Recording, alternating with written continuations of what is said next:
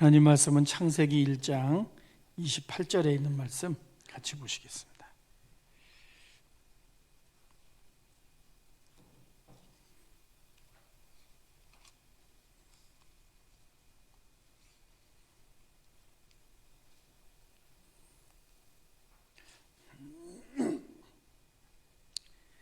(18절) 같이 한 목소리 읽겠습니다. 시작. 하나님이 그들에게 복을 주시며 하나님이 그들에게 이르시되 생육하고 번성하여 땅에 충만하라. 땅을 정복하라. 바다의 물고기와 하늘의 새와 땅에 움직이는 모든 생물을 다스리라 하시니라. 아멘. 100점짜리 정답이라고 하는 제목으로 말씀을 나누겠습니다. 우리가 작년에 그 미래 종말론에 대해서 이렇게 나누다가 코로나 바이러스가 와갖고서요, 이 코로나 때에 우리가 좀 생각할 수 있는 부분들을 계속해서 몇 개월 동안 나누고 있는데요. 설교자로서도 이 고민이 많습니다. 아이고, 내년까지 갔다가 이걸 어떻게 설교를 준비해야 되나. 그렇다고 원론적인 부분으로 들어갈 수는 없지 않습니까? 이게 이 상황 속에서 다 고민하고 있을 때에는 상황과 관련된 고민을 나누는 것이 말씀 속에서 제일 필요한데, 야, 이거 6개월 지속되다가는 이거 어떻게 해야 되나, 이 대배설교를 30번을 그 주제로 또 찾아야 되는데 하는 고민이 이전보다 훨씬 더 많아졌습니다. 그래서 이것도 또 좋은 기회가 될 수 있겠구나 생각을 하면서 한 주 한 주 사실은요, 이 생각을 이렇게 풀어가다가 또 다른 쪽으로 풀어가다가 또 생각나는 거 있으면 적고 이렇게 하면서 보내는데, 또 스릴은 있고 또 한편으로는 영적인 재미도 있는 시간들을 보내고 있습니다. 오늘은 우리가 겪고 있는 어려움에 대해서 우리가 참 연약하구나 하는데 초점을 맞춰서 말씀을 나누도록 하겠습니다. 첫 번째, 100점짜리 정답이라고 하는 제목입니다. 지난주에 어느 신문에 기사가 실렸는데 그 요약한 부분들을 먼저 말씀을 드리겠습니다. 인류 역사 속에서 이 전염병과 관련된 역사를 기록했는데 165년에 로마에서 천연두가 발병을 했습니다. 그런데 그것이 인도에서 그 실크로드를 통해서 로마로 퍼지게 되었고요. 또 541년에 모든 길은 로마로 통한다고 이야기를 했는데 교육이 발달하게 되면서요, 교육과 함께 길을 통해서 페스트가 번지게 되었습니다. 그러니까 전염병이 발병한 데에는 이 길도 중요한 역할을 했다고 하는 것을 알 수 있습니다. 그래서 동로마 제국의 4분의 1 정도의 인구가 사망을 하는 그러한 일이 있었습니다. 800년 지나서 1331년에 유명한 페스트가 창궐을 하게 되었고요. 10년 동안 유럽을 강타하게 되었습니다. 그래서 10년 사이에 7,500만 명 이상이 사망을 했고, 이것은 유럽 인구의 3분의 1에 해당하는 그러한 인구였습니다. 그 다음에 유명한 사건이 한 600년 지나서 1918년부터 20년 사이에 일어난 스페인 독감으로 불리어지는 전염병이었습니다. 스페인에서 일어난 것이 아니라 이것은 미군들 사이에서 발병한 것이었는데 5억 명 이상이 감염되었고요. 5천만 명에서 1억 명 이상이 사망되었을 것으로 추측을 하고 있습니다. 그런데 왜 스페인 독감이라고 불렸냐면요, 이 질병에 대해서 스페인 언론이 여과 없이 보도했기 때문에 역사 속에서는 스페인 독감이라고 불리고 있습니다. 1976년에 에볼라 바이러스가 아프리카 지역에서 발병하게 되었는데 지금도 그것은 현재 진행형으로 남아 있습니다. 그러다가 2014년에 다시 한번 발병했습니다. 2002년에 사스라고 하는 그러한 질병이 퍼지게 되었는데 짧은 시간 안에 30개국으로 퍼지게 되었고요. 8,000명 이상이 감염되었습니다. 그리고 그 다음에 우리가 겪고 있는 코로나 바이러스입니다. 9개월 만에 213개국으로 퍼지게 되었고요. 100만 명 이상이 사망을 했습니다. 지금도 우리 모두도 그 고통 가운데 있습니다. 신문은 이렇게 적고 있습니다. 이런 전염병들이 왜 생기는가? 환경을 파괴했기 때문에 생기고 있다라고 적고 있습니다. 우리 전염병의 역설을 이 가을 속에서 우리 경험하고 있지 않습니까? 황사가 없었던 맑은 하늘을요 경험하는 것이 정말 몇 년에 없었던 일이죠. 우리 모두가 가장 맑은 자연의 모습을 경험하고 있지만은요, 거기에는 전염병이라고 하는 역설 때문에 공장이 돌아가지 않아서 생긴 일이라고 하는 것을 잘 알고 있습니다. 미국의 CNN 방송에 이 기사가 한 줄이 있는데 이렇답니다. 코로나19는 인간이 기후 위기를 막을 수 있는 마지막 기회다라는 멘트를 기사 가운데 보냈다고 합니다. 우리는 전염병이 인류를 위협한다고 하지만은요, 사실은 인류가 지구를 위협한 결과죠. 그 결과의 한 부분을 우리 모두가 아픔 속에서 겪고 있는 거죠. 짐승이 인간을 괴롭히고 있다고 멧돼지를 죽이고 있지만은요, 사실은 인간이 짐승들을 괴롭혀서 멸종되고 있는 것이 지구의 현실이죠. 오늘 우리가 읽었던 창세기 1장 28절에 있는 말씀은 너무나 잘 아는 말씀입니다. 이 창조에 있어서 제일 중요한 말씀이 27절하고 28절 말씀이죠. 27절은 하나님을 닮은 모습으로 우리를 창조하셨는데 이 땅을 다스릴 수 있는 권한을 우리 모두에게 주셨죠. 그리고 땅을 정복하고 다스리라고 말씀을 해주시는데요, 이 정복이라고 하는 단어를요 기독교 역사 속에서는 남획이라든가 또 힘을 이용해 갖고서 착취하고 우리 것으로 만드는 것으로 이해를 해왔습니다.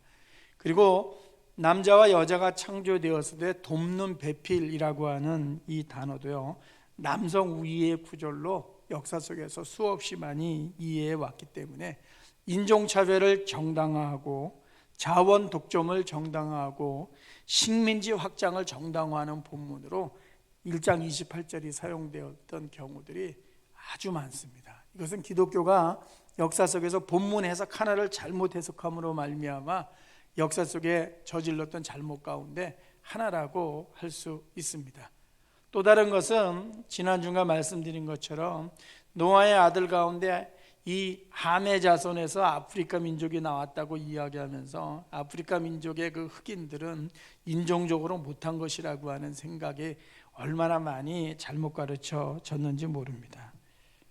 아주 오래전에 읽은 책 가운데 정리한 것을 보니까 이렇게 써 있더라고요. 313년에 콘스탄틴이 기독교를 공인했습니다. 그런데 공인되고 나서 예수 믿는 그리스도인들의 삶의 자세가 바뀌었습니다.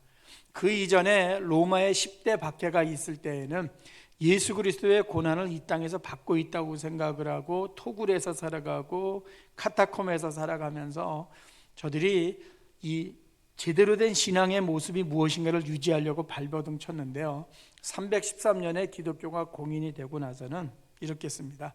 그리스도인들은 너무나 자주 종의 자세가 아니라 정복자의 자세를 가지고 복음을 전하려고 하였다라고 쓰고 있습니다. 그리고 콘스탄틴이라고 하는 황제는 자신이 거느리고 있는 병사들에게 자신이 세례를 주었다고 하는 그러한 역사의 기록도 남아 있습니다. 그러면서 그 책에서 쓰고 있습니다. 그것은 칼의 힘이었지 성령의 능력이 아니었다. 그리고 시간이 오래 가갖고서 그리스도인들은 이 성지타란이라고 하는 그 명분하에 십자군 전쟁을 일으키게 되었고 이슬람 교도들을 학살하고 역사의 갈등의 불씨를 만들어 놓았죠. 그래서 아브라함을 해석하면서 그 자손들이 이 기독교와 이슬람사의 갈등으로 번졌다고 하는 것을 정당화시키고요, 또 20세기에 와서는 문명의 충돌이라고 하는 것을 기독교와 이슬람사의 충돌로 이야기를 하면서 이런 거 있지 않습니까? 종교적으로 저들은 말살되어야 되기 때문에 저들은 인류 역사상 존재해서는 안 된다고 생각하는 그러한 생각들의 흐름들이 지금도 얼마나 강조되고 있는지 모릅니다. 2차 세계대전이 일어났을 때에는 독일에서 그리스도인들이 중심이 되어서 유대인을 차별하고 또 박해하고 학살을 눈감아주는 일들이 있었죠. 그래서 2차 대전이 끝나고 나서 독일 교회가 그 부분을 공식적으로 회개했습니다. 그런데 거꾸로 동독과 서독이 통합되는 데 있어서는 서독의 그리스도인들이 보이지 않는 역할을 많이 했다고 하는 역사의 기록도 있습니다. 영국은 중국의 아편을 팔기 위해서 아편 전쟁을 시작을 했고요. 이 전쟁과 함께 선교사들이 물밀듯이 중국에 들어가게 되었습니다.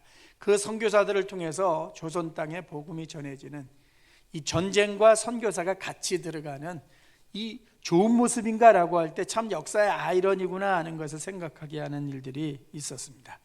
북미의 그리스도인들은 미국 정부가 원주민과 세운 계약을 휴지 조각으로 만들었고 인디안들에게 그러면서 선교사들을 동시에 보내는 일들이 있었습니다. 스페인 선교사들은 전 남미 지역의 토착민들을 잔인하게 학살을 하면서 동시에 선교사들이 그곳에 들어가는 일들이 있었습니다. 선교사들이 들어간 것이 잘못됐다고 말씀드리는 것이 아니라 창세기 21장 28절에 있는 이 말씀을 정복이라고 하는 단어로 이해했던 이 기독교의 역사의 어두운 부분들에 대해서 말씀을 드리고 있는 겁니다. 남북전쟁이 일어났던 미국의 발발지가 찰스턴인데요, 이 찰스턴에서 출항한 노예선 중에는 이런 이름의 노예선이 있다고 합니다. 선하신 예수의 배라는 이름을 가지고 있는 노예선도 있었다고 합니다.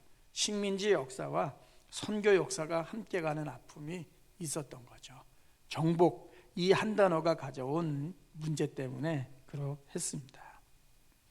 어려움의 한복판에서 우리는 사회 구조를 탓하기도 하고요, 이 자연을 탓하는 그러한 모습들도 있습니다. 정복이 상생이라는 의미나 공존의 의미로 이해되어져야 함에도 불구하고요, 그렇게 이해하지 못했던 모습 가운데 한복판에 있고, 오늘 신자들과 또 기독교인들도 이 사회에서 일어나는 일들을, 세속에서 일어나는 일도 치부하고 경건하지 않은 자들에 대한 형벌로만 이야기를 하면서 우리를 탓하지 않으려고 하는, 개인도 자신의 잘못으로 여기지 않고 집단도 자신의 잘못으로 여기지 않는 모습들이 이 땅에도 팽배해 있는 모습들 있습니다. 그것은 우리가 너무나 잘 아는 출애굽기 32장하고 연결이 되죠. 모세가 하나님의 부름을 받고 시내산에 올라가게 되었습니다. 40일이 되었는데도 내려오지 않는 거죠. 백성들이 아주 불안해졌습니다. 그 불안함 속에는 모세를 보이는 하나님으로 생각을 했었는데 보이지 않자 저들에게 생겨난 것이었죠. 백성들이 제사장 아론에게 달려갔습니다. 도저히 우리가 견딜 수가 없고 이 불안함을 어떻게 보내야 되냐고 저들이 이야기를 하면서 우리에게 하나님을 만들어 달라고 이야기를 하죠. 그래서 금을 다 모은 다음에 우리가 아는 것처럼 송아지 우상을 만드는데, 그 금을 불 속에 던졌을 때 그 금이 녹은 것을 가지고 아론이 송아지 우상을 만들었죠. 만든 사람은 아론과 백성이었습니다. 모세가 내려와서 책망을 하자 아론이 이렇게 이야기를 했죠. 유명한 말이죠. 불에 던졌더니 송아지가 나왔다라고 말을 했습니다. 불 속에서 금을 녹이고 나서 송아지를 만든 것은 아론과 백성이었음에도 불구하고 불이 송아지를 만들어냈다고 이야기를 하죠. 발뺌하는 겁니다. 자신이 그 일에 있어서 주동자였습니다. 물론 첫 번째 주동자는 백성이었고 두 번째 그 일을 만든 장본인은 아론이었지만은요, 아론은 자신과 백성에게 잘못을 돌리지 않죠. 코로나가 문제인가? 라고 모두가 말하지만은요, 역시 전염병에 불을 당긴 것은 여기 우리들이라고 하는 것을 우리 모두는 부인할 수가 없는 거죠. 스포츠 경기에서 제일 중요한 것은요, 패배하게 되었을 때 패배나 실패의 원인을 선수에게 돌려도 안 되고 스텝에게 돌려도 안 되고요, 왜 저런 선수들을 스카우트해서라고 스카우터에게 돌리는 감독은 제대로 된 감독이 아닌 거죠. 모든 것은 감독이 짊어져야 되죠. 이 땅의 감독으로 부름을 받은 사람들이 여기 앉아있는 우리들이죠. 동물도 아닌 거죠. 식물도 아니고 인간이죠. 병 주고 약 만들고죠. 병이 나오는데 중요한 역할을 한 것이 이 환경을 파괴했던 우리들임에도 불구하고 약을 만들기 위해서 분주한 것이 오늘 우리의 모습인 거죠. 우리 모두가 이 코로나에 반드시 승리해야 되는 역사적인 과업 앞에 있는 것은 맞지만은요, 동시에 예수 믿는 우리는 오늘 창세기 1장 28절에 있는 말씀을 읽었는데 우리의 남용을 반성하고 회개하는 모습이 우리에게 있어야 된다는 거죠. 이것이 100점짜리 정답입니다. 왜? 사회의 고통은 종교적인 잘못으로부터 찾는 것이 성경이기 때문에 우리 모두는 기도하면서 누구의 잘못이 아니라 우리가 정말 이 사회의 아픔을 끌어안는 모습, 그것은 주님이 원하시는 모습이고 우리가 말씀 앞에서는 제대로 된 모습이라는 거죠. 두 번째, 더 겸손하라라는 제목입니다. 이스라엘 사회에서 이 종교와 삶이 밸런스가 맞지 않았던 시대가 언제였냐면요, 주전 8세기였습니다. 그럼 그 이전에도 그랬는데 그 이전에도 그러한 일들이 많이 있었는데요, 주전 8세기경 아모스나 호세아서가 쓰여질 때 제일 큰 문제가 있었습니다.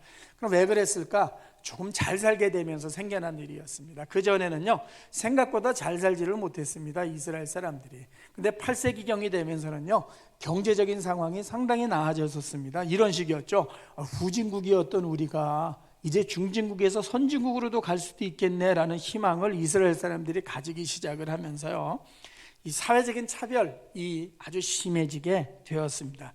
그래서 사회의 불평등이 그 당시에 제일 커졌었고요, 또 사회적인 불의가 심하게 해결되는 그러한 모습들이 있었습니다. 그때 예언자들이 들고 나왔던 것이 이웃사랑을 들고 나왔는데요, 예언자들과 신약성경의 제일 중요한 가르침은 이렇게 이해하십시오. 하나님 사랑의 열매가 무엇인가? 그것이 이웃사랑입니다. 하나님도 사랑하고 이웃도 사랑하는 것이 둘 다 중요한 거야 라는 것인데요, 그걸 그렇게 요약하면 제일 확실합니다. 하나님 사랑의 열매가 이웃사랑입니다. 그거는 예언자들의 가르침에서요, 이웃사랑이 없다고 하는 것은 하나님 사랑의 열매도 없는 것이기 때문에 하나님을 사랑하지 않는다고 하는 논리로 이어지는 겁니다. 그런데 이 예언자들의 외침이 사회를 바꾸기에는 정말 역부족이었습니다. 왜? 오늘로 이야기하면 왕이 사는 왕궁과 청와대 같은 왕이 거주하는 곳에 이미 정치적인 시스템이 딱 갖춰져 있다 보니까요, 비집고 들어갈 틈이 생겨나지를 않았습니다. 그러다 보니까 왕과 왕궁에 있었던 관리들이 이 성경에 나와 있는 예언자들의 활동을 허용하지를 않았습니다. 그리고 백성에게 그것이 전해지는 것을 이들이 차단하게 되었고요, 예언자 자신을 비판하는 그러한 모습들이 많아지게 되었습니다. 이스라엘에서 이 조화가 아주 급격히 깨지게 되면서요, 주전 8세기를 지나가면서 이스라엘은 몰락의 길을 걸어가게 됩니다. 그래서 한 100년 조금 지나고 나서, 또 하나는 200년 지나고 나서요, 나라가 역사 속에서 사라지는 그러한 그 어려움을 맛보게 되었습니다. 우리 시대에도 보십시오. 과거에 우리가 못 살 때 60년대 70년대에는 이 공평, 공정 이러한 단어들을 많이 사용하지는 않았습니다. 요 몇 년 사이 대한민국의 시대의 화두가 무엇인가 보시면요, 공평과 공정, 정의라고 하는 단어가 국회에서도 나오고 또 신문과 방송에서도 아주 중요한 단어로 등장을 하고 있습니다. 예를 들어서 방탄소년단이 세계적으로 아주 큰 인기를 얻고 있습니다. 올림픽에서 금메달을 따거나 올림픽에서 동메달까지도, 또 아시안게임에서 금메달 따면 운동선수들에게는 병역 면제라고 하는 혜택을 주고 있습니다. 어느 국회의원이 이야기를 했습니다. BTS 정도면은 군면제를 제공하는 것이 공평이요, 공정이다, 정의다라는 단어를 사용을 했습니다. 그랬더니 어제 어느 정치인이 이야기를 했습니다. 아니지, 그건 공평한 것이 아니지. 모든 사람들이 군대를 가야 되기 때문에 그 룰을 지켜야 되는 것이 중요해 라고 이야기를 했습니다. 연예인들이 세계적으로 이름을 날릴 때에도 누구에게 군면제를 해줄 것인가 말 것인가 하는 것이요, 중요한 이슈가 되고 있습니다. 정치인 아이가 군대에서 그 아이의 휴가를 내서 전화했느냐 안 했느냐, 그 며칠 동안 너 휴가를 했느냐 안 했느냐 하는 것 때문에 공정과 공평의 문제가요, 지난 여러 날 동안 이 사회에서도 얼마나 이슈가 되고 있는지 모릅니다. 이제는 모든 것이 다 그 시각에서 만들어지는 그러한 시대를 우리 모두가 살아가고 있습니다. 사회가 바뀌었다고 하는 것을 말해 주는 거죠. 불공평한 모습에 대해서 말씀을 드립니다. 우리 사회나 전 세계나 돈의 쏠림이라고 하는 것이 심각하고요, 자원의 쏠림이 심각하죠. 인류가 가지고 있는 자원을요, 전 세계 모든 사람들이 다 먹고도 남지만은요, 그러나 풍족한 사람들이 있는 반면에 하루의 끼니도 때우기 어려운 사람들이 무수히 많죠. NGO 단체에서는 중간중간에 광고를 내보내죠. 제대로 먹지 못하는 아이들의 얼굴을 보여주면서요, 아주 사람들의 이 감성을 자극하는 그러한 광고를 통해서 어려움을 당하고 있는 전 세계 사람들을 위해서 우리가 해야 될 일에 대해서 이야기를 하고 있죠. 과거에는 그런 광고가 없었죠. 왜? 우리도 못 살았으니까. 그러나 지금 그러한 광고들이 많이 나오고 있다고 하는 것은 우리가 그전보다 훨씬 잘 살아졌다고 하는 사실을 거기서도 확인할 수가 있죠. 정치적으로는 신분의 차별이라고 하는 것이 사라졌지만은 신분 대신에 계층이라고 하는 단어가 등장하면서 계층의 피라미드는 아주 견고해졌죠. 이것 때문에 어느 나라든지 아주 큰 고통을 겪고 있고, 이 고통을 잘 이겨내지 못하게 되면은 중진국에서 선진국으로 가지 못하고 중진국에서 다시 후진국으로 가는 역사의 모습들을 또 아시아나 남미의 나라를 통해서 우리 모두는 접하고 있습니다. 못 사는 나라는 일부가 거의 전체를 독점하고 있기 때문에 그 독점 때문에 생겨나고 있는 문제가 이 전 세계적으로 큰 어려움을 가져오기도 하죠. 그리고 점점 잘 살게 되면서는 어떻습니까? 개천나서 용이 나오기 어려운 구조가 이미 고착화되어 있고, 우리나라 사회에서도 그것이 상당 부분 이 견고하게 자리를 잡고 있는 안타까운 모습이 나타나고 있죠. 회사나 사회생활에서는 이미 자리를 잡고 있는 사람들이 중요한 자리를 장악하고 있죠. 바둑에 젖바둑이라고 하는 것이 있습니다. 제가 바둑을 전혀 못 두는데요, 바둑을 두면서 어떻습니까? 내가 고수고 저 사람이 하수일 때는요, 그 하수를 위해서 몇 개를 놔주는 거죠. 그걸 접이라고 이야기를 합니다. 후배들이나 신입이 들어오게 되었을 때 너 나보다 시간적으로 또 경험에 있어서 딸리니까 너를 위해서 내가 그 회사 생활에 접을 놔줄 테니까 네가 저 앞서서 빨리 달려가라 라고 이야기하진 않죠. 그것을 허락하지 않습니다. 심지어는 그 후배들에게 알려줘야 될 것을 알려주지 않는 그러한 회사가 무수히 많이 있기 때문에 쫄병이나 신입이 비집고 들어갈 삶의 틈이나 직장의 틈은 보이지 않죠. 왜? 독점이 실력으로 이해되어지는 세상 속에 우리가 살아가고 있습니다. 이거는 아마 우리 모두가 이 공감하는, 또 우리 모두가 직면하고 있는 삶의 현실일 겁니다. 그러나 인간이 만들어가는 모습들 속에서는 공평을 위한 몸부림의 모습들이 분명히 있습니다. 바둑을 보시고 골프를 보시고 당구라고 하는 경기를 한번 보시기 바랍니다. 이 세 가지 운동의 공통점은 뭐냐면요, 경기 전에 꼭 솔직함이라고 하는 것을 요구하게 되어 있습니다. 거기서는 자기의 실력을 속이면 안 되죠.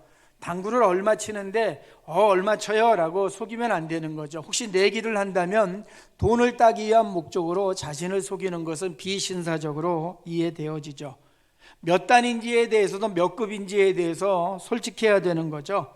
정확하게 알리는 것은 기본이죠. 이 룰이 깨지게 되면은 승리한다고 할지라도 아주 비신사적이고 인간성조차 형편없는 사람으로 낙인 찍힐 수가 있죠. 바둑알 몇 개 두는 이 젖바둑을 허락하기도 하고, 또 운동하는 사람들이 사전에 당신에게 얼마를 내가 봐줄게요 라는 것을 이야기하고 나서 운동이 시작되죠. 공평이 깨지면은 이런 운동에 기본이 허물어지게 되어 있고, 인간관계나 사귐을 위해서 시작한 운동이지만은요, 인간관계나 사귐이 아니라 저 사람의 적나라한 모습, 부정적인 모습을 확인하는 것으로 끝나는 경우가 있죠. 이웃사랑의 정신이 뭘까? 바둑에 접을 몇 개 놓도록 하는 배려죠. 그런데 우리는 쉽게 우리는 예수를 믿기 때문에 이웃사랑해야 됩니다라고 말하지만은요, 강론의 삶에 들어가고서 한두 개 접을 놓는 것을 허락해 주는 것이 정말 가능할까? 삶을 들여다보면은요, 생각보다 그렇지 않죠. 교회의 메시지는 분명하죠. 사랑해야 됩니다, 함께 해야 됩니다, 돌봐야 됩니다 라고 말하지만은요, 정말 어느 부분에서 접을 놓고 있나 보게 되면은요, 우리도 참 어려울 때가 있구나 하는 생각을 가질 때가 무수히 많죠. 신자는 어려울 때에도 이런 사랑과 배려를 포기하지 않아야 된다고 배웠지만은요, 그러나 우리에게도 이것은 참 중요한 과제구나 하는 것을 우리 모두 이 아침에 느낄 수밖에 없는 거죠. 전염병은 공평하죠. 지난 한 주간 우리 모두가 경험했죠. 숫자는 조작할 수 있지만 사실은 조작이 불가능하죠. 전염병이 퍼지는 데에는 거기에는 독재자도 없죠. 전염병에 노출된 사람의 사회적인 지위나 그 사람의 은행 잔고를 보고 전염병이 들어갈 것인가 또 말 것인가를 결정하지 않죠. 거기에는 정치 경제적인 것을 심지어는 전혀 고려하지 않죠. 대통령도 걸리고 인도의 불가촉 천민도 걸리죠. 선진국 사람도 걸리고 후진국 사람도 걸리죠. 우리는 정치나 사회에서 불공평을 경험하지만은요, 전염병에서는 원하지 않는 공평함을 경험하고 있죠. 이 공평을 경험하지 않을 정도의 삶을, 전염병이 없는 삶을 살기를 원하지만은요, 부정적인 공평을 우리 모두가 경험하고 있습니다. 미국의 대통령도 바이러스에 감염되었죠. 전 세계가 걱정이고 세계의 주식시장과 자원시장이 요동쳤죠. 이 나라에서도 고위직 정치인은 더 매니아, 저 사람이 없으면 나라가 흔들릴 수도 있어 라고 말하고 모두가 애쓰고 있지만은요, 질병 앞에서는 더가 아니구나, 어구나, 한 사람에 불과할 수도 있구나, 심지어는 이 땅을 떠나갈 수도 있구나 하는 불안감을 더 증폭시키는 모습들을 경험하게 되는 거죠. 우리가 경험하는 삶의 현실이죠. 그러므로 오늘 1장 28절에 정복과 다스림이라고 하는 것이 인간을 만물의 주인으로 이해하라는 의미가 아니라 지금 우리가 겪고 있는 이 현실 앞에서는 우리의 존재가 하나님과의 관계에서 어떻게 이해해야 될 것인가를 다시 한번 깨닫게 하는 계기를 우리 모두에게 주고 있습니다. 신학대학원에 가면은요, 이 큰 돌판이 하나 세워져 있습니다. 거기에 이렇게 되어 있습니다. 목회자가 되라. 그 앞에 이렇게 써 있습니다. 신자가 되라. 그 앞에 이렇게 써 있습니다. 인간이 되라 라는 것으로부터 출발을 합니다. 시간이 지나가면서 목회자들이요, 신자가 되라, 인간이 되라 라는 것에 대해서는 신경 쓰지 않는 모습으로 이 변질되어 가는 모습이 있지만은요, 그 돌판은 누가 만들었는지 정말 잘 만들었다라는 생각을 가지고 있습니다. 우리의 출발이 인간으로부터 출발한다고 하는 것을 잘 보여주고 있기 때문에 그러하죠. 지난 여러 달을 보내면서 조금은 평온했던 삶, 괜찮았던 일상의 삶에서 가지고 있었던 욕심을 반성하고 회개하는 그러한 기회로 삼아야 되고요. 하나님 사랑의 열매는 이웃사랑이라고 하는 것을 다시 한번 잊어서는 안 되고요. 어느 공동체에서나 교회나 가정이나 이 사회에서 더맨이 되고 싶어 했지만은 어맨이라고 하는 것으로부터 출발하는 것을 우리 모두가 다시 한번 상기했으면 좋겠습니다. 겸손은 신약시대의 노예들의 단어였습니다. 지금 우리가 사용하기에는 사실은 아픈 단어입니다. 겸손은 사실 좀처럼 사용하는 일상의 단어가 아니었습니다. 비천한 자들이 사용하는 그러한 단어였지만은요, 이 어려움을 통해서 우리 모두가 더 많은 겸손을 배우는 그러한 기회가 되면은 제일 좋은 교훈을 얻는 것이 아닌가 하는 생각을 해보게 됩니다.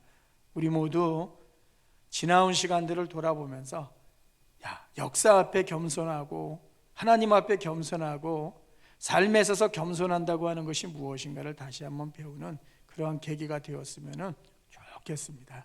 그러한 모습을 확인하고 오늘 예배당 문을 나서는 하나님의 사람들이 되기를 예수님 이름으로 축원합니다. 기도하겠습니다.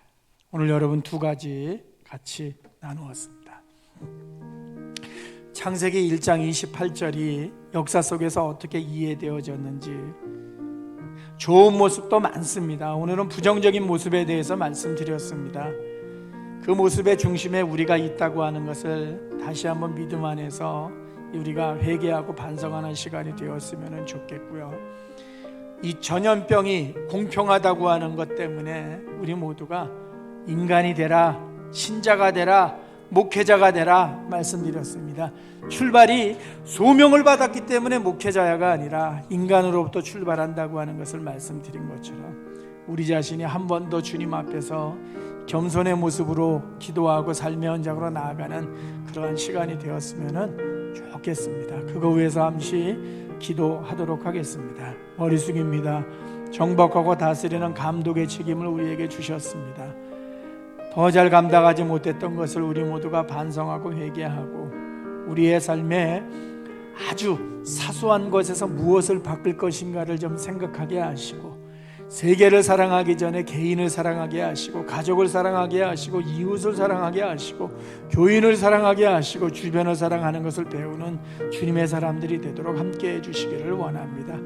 만물의 주인 같았지만은 관리인이라고 하는 사실, 청직이라고 하는 사실을 다시 한번 깨닫게 하시고, 말씀 앞에 겸손하게 하시고, 역사 앞에 겸손한 모습으로 다시 한번 서고 삶의 현장으로 달려가는 우리 모두가 되도록 도와주시기를 원합니다.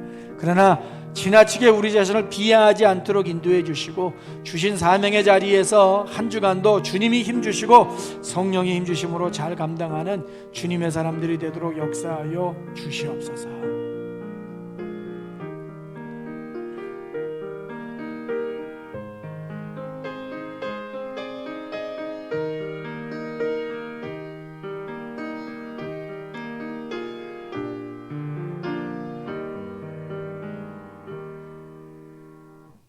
100% 정답이 무엇인지 말씀 속에서 잘 알고 있사오니 하나님의 대리자인 것을 한순간도 잊지 않게 하시고, 그 프라이드와 겸손함을 동시에 가지고 삶의 현장으로 달려가는 믿음의 사람들 되도록 함께하여 주시옵소서.